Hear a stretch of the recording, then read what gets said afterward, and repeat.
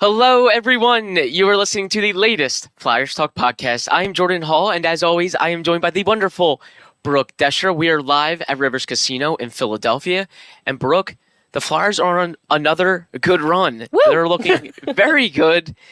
They've won 4 straight, had another headline type of win in Denver against the Avalanche. They won by 3 goals, 5-2. And I think everyone's wondering, are they really rebuilding?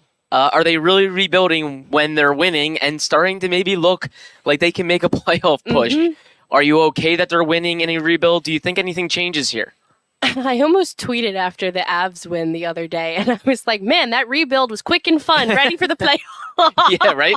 Good rebuild. It was just, it was nice, quick. The Danny Briere era is kicking butt right Took now. 20 games. I just think it's awesome, and if you want them to be actively losing, you're not. No, that's not going to happen. It's clearly not the case. It's not the mentality that the team had going into this season. They weren't going to run the risk of losing time and time again if they knew that they had an opportunity to push. And right now, they're pushing. They're fighting. From November 1st, they've accumulated the most points in the NHL. Mm-hmm. What the heck? Like, Yeah. it's crazy. And yes, I'm thinking back to when more me than you, harped on the team collectively after they lost in San Jose against the Sharks first win of the season.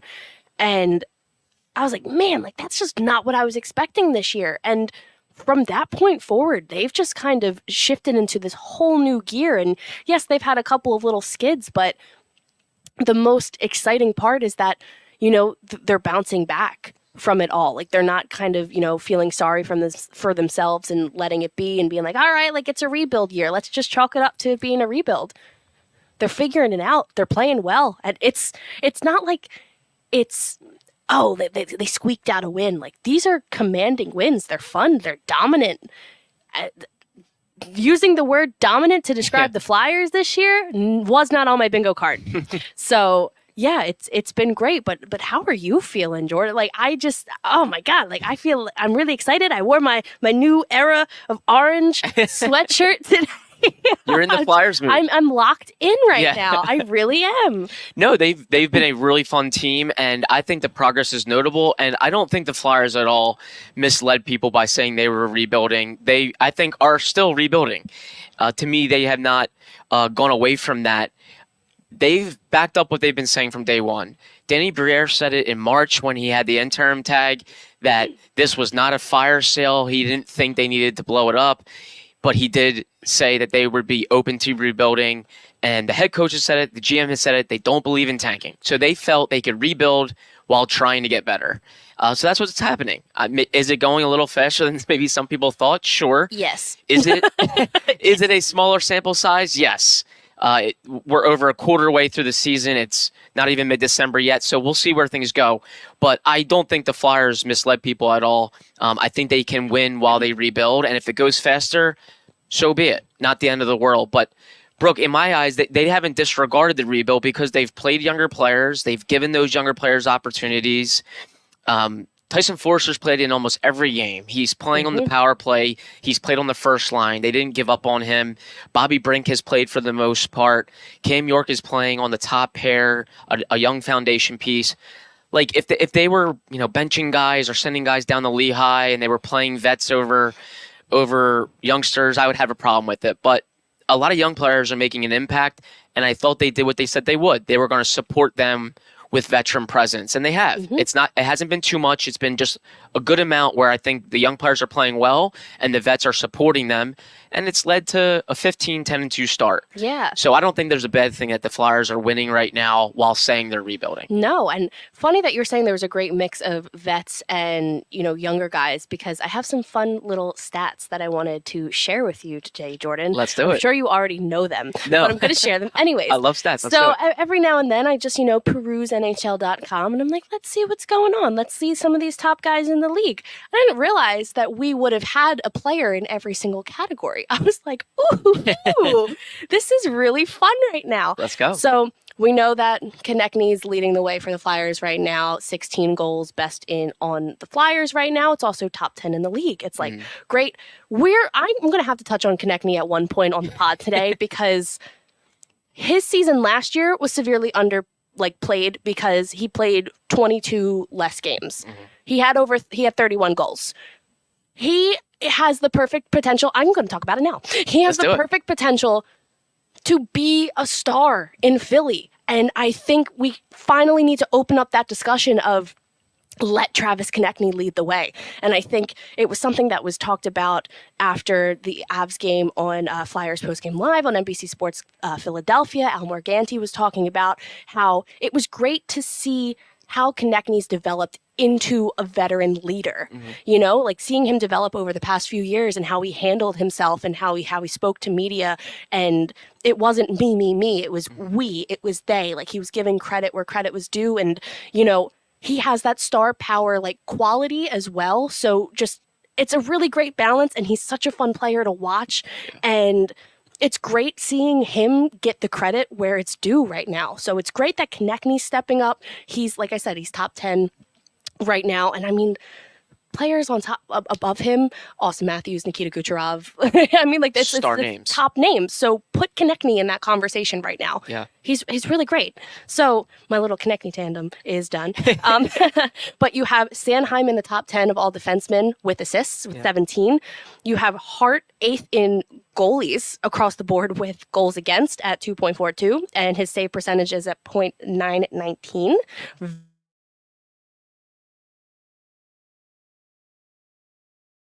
Promising the ability. Everybody is praising Hart for what he's doing, and it's great. He gives the Flyers a chance to win night in, night out. And then you also look at the younger guys in rookie stats.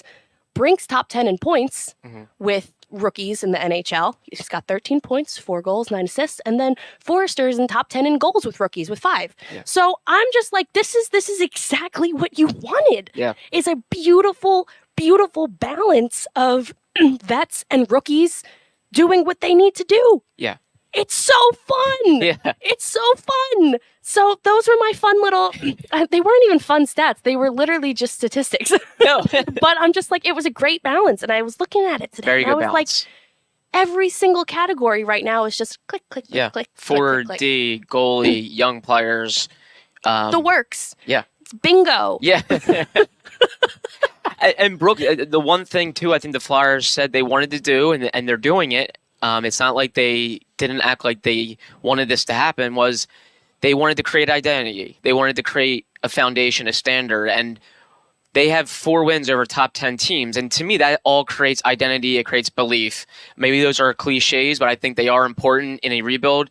You have to eventually get these players thinking about how to win and believing they can win. And wins in Colorado, wins over the Golden Knights, wins over the Kings, Canucks. Those are 4 top 10 teams that they've beaten. And I think it gets younger players and older players believing that they can play with these teams. They understand what it takes to beat those teams. That's important for a rebuild. So I think that all, again, supplements a rebuild. It's not like they're totally disregarding it now. I don't think it's a bad thing. I think it's a very good thing. I'm having fun. Brooke is having fun. Celebrity cook Steve Martirano brings his Italian-American cooking back home to Philly. Enjoy Martirano's Prime at Rivers Casino and Steve's famous meatballs with Sunday gravy, prime steaks, and more. Make reservations for Martirano's Prime on Open Table. Brooke, I'm curious for your thoughts on this, and I was thinking about it the other day. Now, I'm not saying this team is definitely making the playoffs, but it does remind me in so many ways of 2019-20, and I'll explain why in so many ways. One, 2019-20, the Flyers were coming off a really disappointing season where they went through drastic change in front office, so they brought in new leadership. And then the next year, 2019-20, they didn't have expectations. Their all-season didn't elicit a lot of buzz. No one was really excited about it. It was kind of just like a mellow off season, and they came out and they got going in November, started getting more wins in December, and then they kind of took off. This team is in such a similar spot. 2019-20, they were 15-7-5. This season, 15-10-2, And very similarly, they got new front office in the offseason. They didn't have expectations, had an okay offseason in terms of just buzz around the league. They did what we thought they would do. They wouldn't be big players in free agency. They were not. And they're starting to surprise some people. So I'm really wondering if they can have a 2019-20 type of year. Have you seen some comparisons there? Do you think they can maybe do something like they did that year? And hopefully no COVID No, you just brought me back to the bubble. Yeah. Oh my God. I don't think in my years of existing that I saw a team, aside from the 2010 Cup run, I don't think I saw Philly so optimistic about a Flyers team. Yeah. Because right before the pandemic shut everything down, my God, the Flyers were on freaking fire. That hashtag analysis. Freaking fire. Freaking fire. And it was heartbreaking. And I was fully on board with the fact that if that bubble did not happen, man, maybe there would have been a parade. If this season has any kind of indication like that going into like February and March, look out, everybody. Now that you're saying it, it really does resemble the 18, 19, 19, 20 seasons, like based off of how everything's playing out. Yeah. And I think something that's just working well for them is because they have no expectations. Like there's no pressure on them. There's no like, this team needs to make the postseason right now and fight. Like acknowledging the rebuild is cool, but every single player, every single coach, every single person in the front office that you talk about is like, we're not going to give up winning for a rebuild. You can do both at the same time. And that's exactly what is going on right now. So, man, listen, if we are playing important hockey, if they are playing important the Flyers. I'm ready to go in towards. Yeah. No, if First line center. I'll just stay in the press box. No, if this team is playing important, meaningful hockey in March, if they are vying for that second wild card spot, heck, they may be in the second wild card spot, pushing for like that top one. Yeah. You don't really know what the situation is going to like. What's going to happen, but if it does, who cares about what order they're going to pick in the draft? It is a stacked draft defensively this upcoming year. They already have 2 picks. Who knows? Like they might be sellers at the trade deadline. They might get another first round draft pick. Who's to say they won't just bundle them up and move up and grab whoever they want in the draft? That's all hypothetical. They're playing right now. Let them play. Let them win. I want playoff hockey in Philly, Jordan. I don't care if they pick 10th overall or 18th overall in the draft next year. I'm not a draft. I mean, obviously, I'm into the draft, but I want them to win. Yeah. Let them win. Let us have fun. I need everyone to stop pooping on the party of everyone enjoying the Flyers doing well right now. I think February will be the craziest month, in my opinion, because it'll definitely be a telling month, just like it was last year. Last year, the Flyers kind of hung around. February did not go well, and they were who we thought they were. To use that old clip from the Minnesota Vikings head coach. Arizona Cardinals head coach. Yes. Yeah, that's right. We are who they thought they were. But thank you, Ben. Yes. Ben Berry helping me out there, our podcast producer. But in February, we'll see where the Flyers are going into March around that trade deadline, because that's where it's going to get difficult for Danny Briere. He was on our broadcast, Brooke, before Saturday night's game. He talked with Jim Jackson and Brian Boucher. That interview is on our social media feeds. It's on YouTube, and it's on our website as well if you want to catch that interview. And Danny Briere said the plan hasn't changed. The plan has not changed. They are still thinking about the future. They want to build teams for multiple runs, not just one. But what do they do come the trade deadline if they are very much in it? How much do they have to be in it? Or like if they're a fringe playoff team, are the Flyers still going to think sell in future? Or if they're fighting for second or third place and they look like this season could be something, I mean, you don't want to throw a major wrench into the locker room by trading off key guys that helped you get to where you were. So I think those are going to be delicate tough decisions for Danny Briere and the whole front office, because some of the trade candidates are guys like Nick Seeler, Sean Walker, Mark Stahl. If they make a bigger splash, obviously maybe they do one of their veteran forwards who are who have been here for a while, and that would really shake up your locker room. I don't think it would make people happy. So those are the decisions I think they're going to have to think long and hard about and make sure they're doing it the right way. You still have to value the people that are going to be here moving forward. 100%. And I don't think you want to, make them angry or upset because, they're winning when they weren't expected to, and then suddenly you don't supplement it. I don't know. How do you feel about it? It's one of those conversations that I did not think that we were going to have this season per se. Like if we were talking about the trade deadline in August, I'd been like, yeah, move whoever you want. Like, yeah. But like you said, and this has been coming out like game after game when they are just, proving everybody wrong. They're like, this locker room, like and it's important to stress that you kind of didn't feel this with in recent years with this team. Like, you felt like there was a little bit of tension in there, like between like coaches or players blah, blah, blah. But everybody right now is so tightly knit, like you had said. There's respect, there's confidence, there's this kind of like everybody working in like full cohesiveness and cohesiveness. Yes. Ah, it's a Monday. That word was right. You were right. Thank you. Gotta stop doubting myself. Right? No. Gotta believe. You gotta believe. A little tugger right there. That's right. We're just quoting everybody.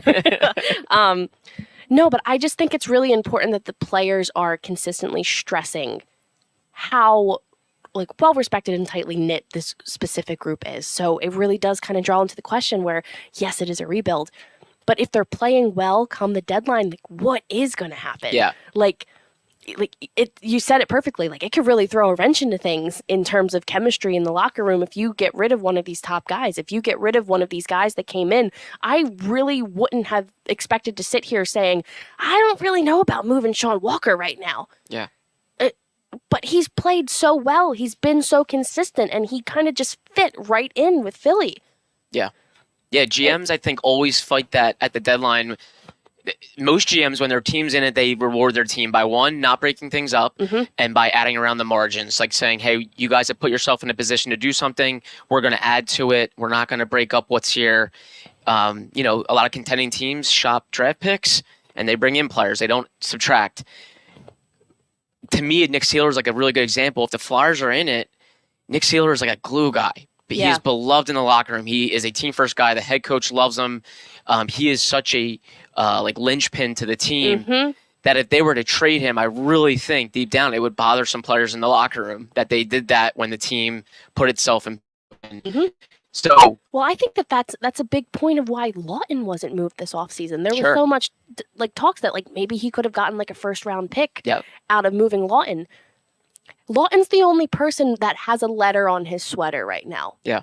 It's important for the locker room aspect, the ability of knowing where the team was versus how they want to be. And I just think that it's very telling. And I personally I respect the hell out of everybody for keeping Lawton. Because I think that he's so important. And yes, you're just like, he's like a third line guy. Like, you don't really expect. No, Scott Lawton is so important right now. I'm so glad that they didn't move him. And he's continued to use his voice to be a vet and to be this respectable person in this league. And I like that he's considered one of the faces of this team. Yeah. You don't, like, obviously you want huge, like, star power.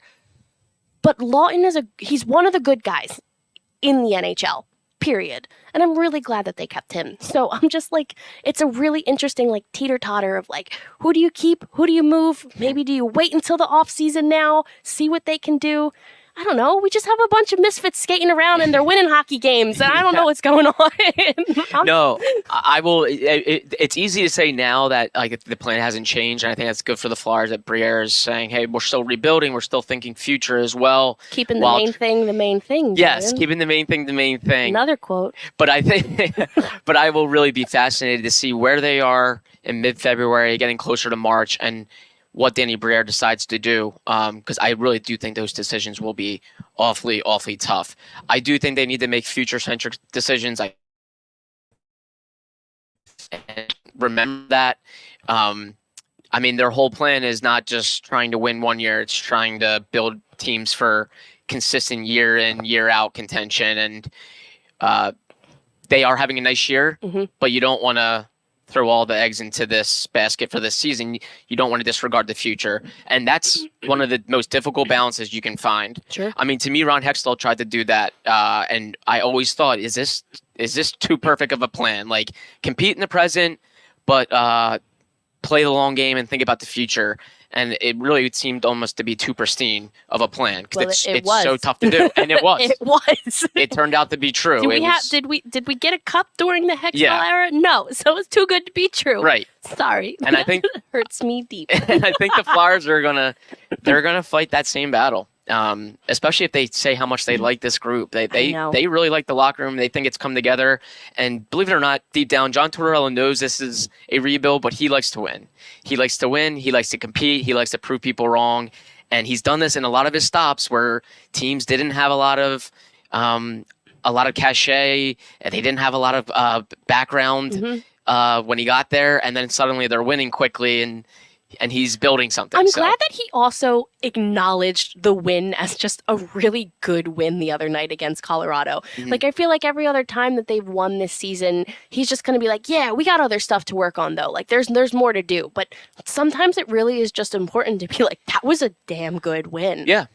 And it was. So I'm just glad, like, the Tortorella acknowledged it. He's like, yeah, the guys played hard. They fought full 60 minutes. That was a great game. It was a dominant game. They weren't just letting up like, yeah, like we're gonna try and close this out with a 1-goal lead.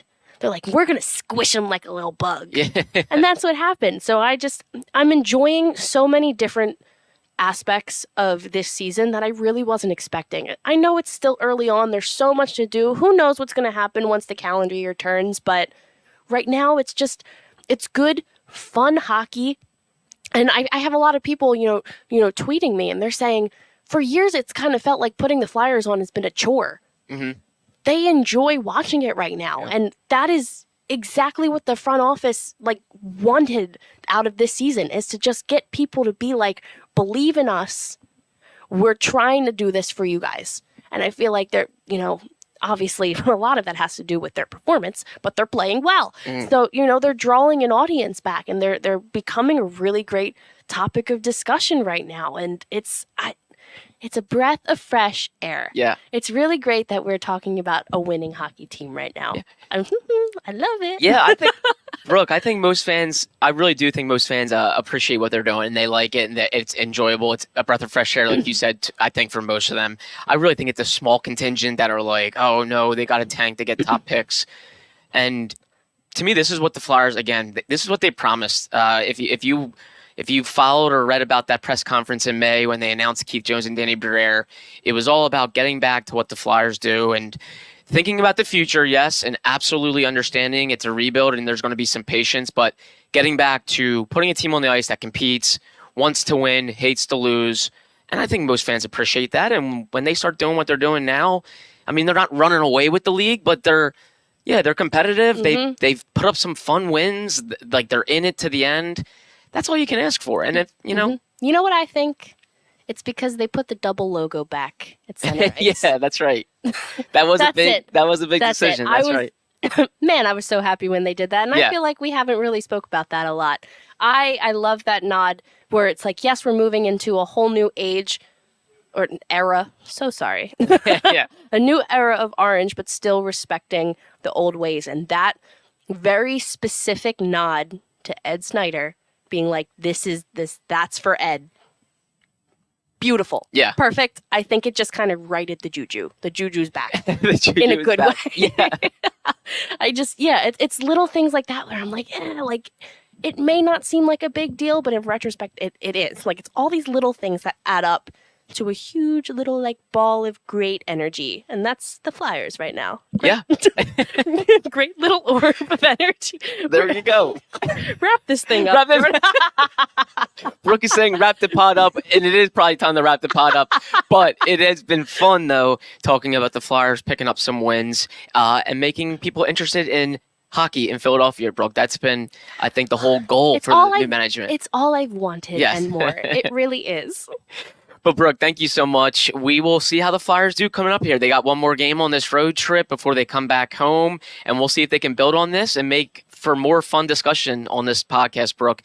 Thank you so much. Great to see you. Great to chat with you. Thanks, a big Jordan. Thank you to Ben Berry, our podcast producer and guru. And fans, of course, as always, thank you so much for listening to the latest Flyers Talk podcast. We were live at Rivers Casino in Philadelphia.